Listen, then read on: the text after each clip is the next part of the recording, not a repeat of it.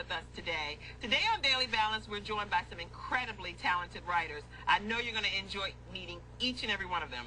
Later in the program, Pat Schulz will be here. She's the author of the book, Making Sweet Lemonade, an intimate and powerful story of a young child's courage to rise above the pain and the circumstances of her life. It's truly an amazing story.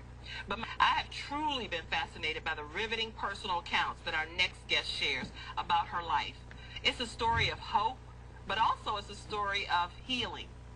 Please help me welcome the author of Making Sweet Lemonade, Pat Schulz. Hey, Pat. Hey.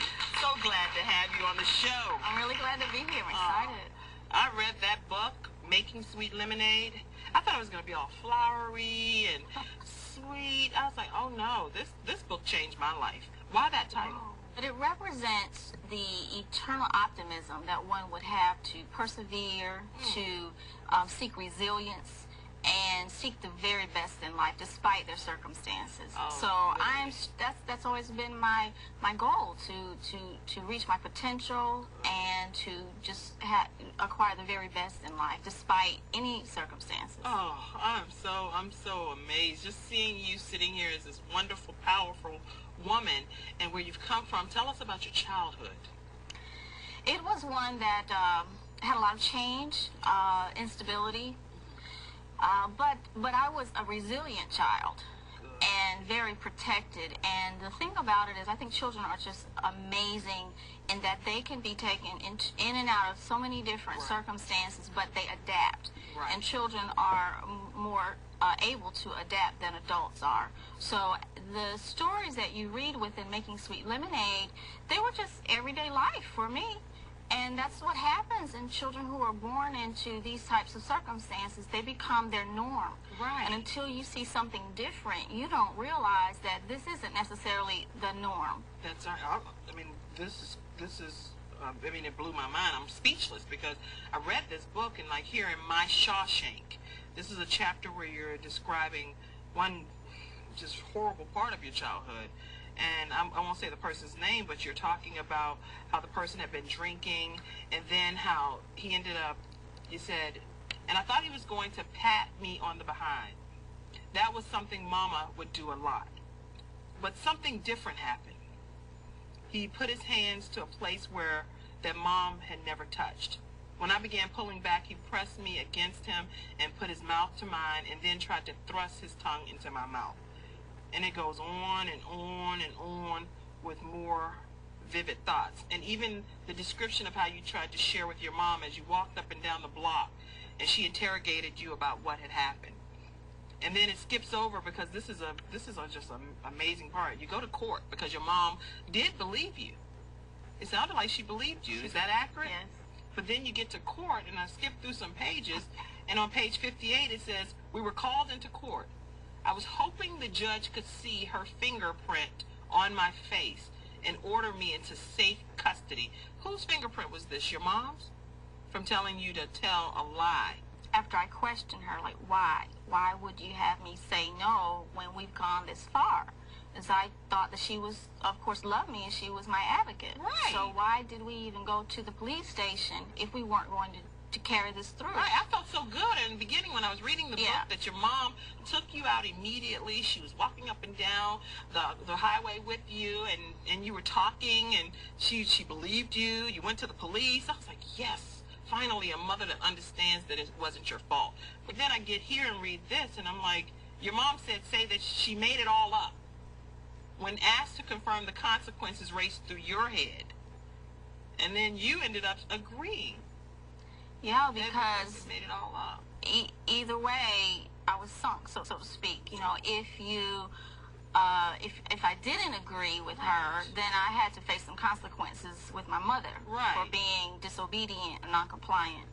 And if I agreed, if I didn't agree, then the judge most likely would have taken me out, and I would have ended up in foster care. And children will protect their very home life, despite whatever it's like, to avoid being placed in foster care. Wow. So technically, you were placed in a lifelong prison because you were sentenced to living with your child molester. Well, you know, it was like 2 weeks later. Yeah. In the story, I describe how we took the bus home and how I just basically ignored them. I looked at them as both cowards. Right. And I thought, you know, at that point, I felt like I was placed into prison to have to go back home with my, as I say, personal assailant.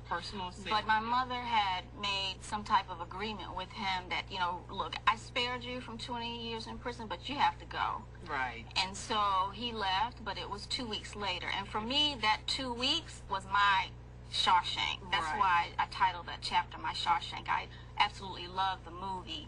And this gentleman who was in prison for X amount of years, even though he was in a place and his... You know, there's a caption in there at the end says that we will not allow our minds to be chained. Yes, it says even though we have been limited in space, place, and freedom for a time, we will not allow our minds and spirit to be chained. Yes, exactly. So I would not allow that to take away my spirit. Well, it seems like a lot of the chapters in the book were defining moments. What was like one of the most defining moments of the book to you? The most difficult chapter, I could say defining moment in writing the story itself was February 26th, the date that my mother died. Yeah. That was the most difficult chapter. How many pages I have folded? I'm like, my God, this is a roller coaster ride. Yeah, definitely. That was a difficult chapter. I was on vacation in Florida. I have a spot I go to the first week of May every year, and I take all the books I haven't finished, and it's my Club Med vacation. And that was a time when I was anticipating writing the story, but the title nor the full concept had come to me yet. But I knew that if I were to ever write my story, that was the significant chapter that had to be told. And I started at 9 o'clock at night, and it took me all the way until 4 in the morning to write that one chapter, and I purged. And that particular event had been repressed within me from age 11 when it happened up until this time as an adult. And you talk about when this happened, your mom and you were walking on the ice, and I'll read a piece of that. In Brooklyn, New York. In Brooklyn, New York. You said, as we walked slowly that quarter mile, Mama seemed quite tentative in her steps. We walked arm in arm to support one another from slipping on the ice, but you seemed to hold on closer and tighter to keep her secure. Wow. And after that time, she slipped on the ice. I was so afraid that she had gotten hurt. And she did, obviously, you know? My goodness. Well, at the time, I didn't realize my mother was dying. Right. I know you talk about an odor that you would smell, too, in the book. Yeah, and then later the next day, she died. And then it all came to me that what I smelled was death. I'm so sorry to hear that. I'm so sorry to hear that. But you know what? The more you talk about your book in here, this was your history. Yes. What made you write it all down like this? Because it was so much. For the glory of God and for the benefit of others' healing. And people will heal. When they read this book, they will heal. And we're going to come right back because we have a lot more to share with you about Pat Schulz right after this break. Oh, there is going to be healing.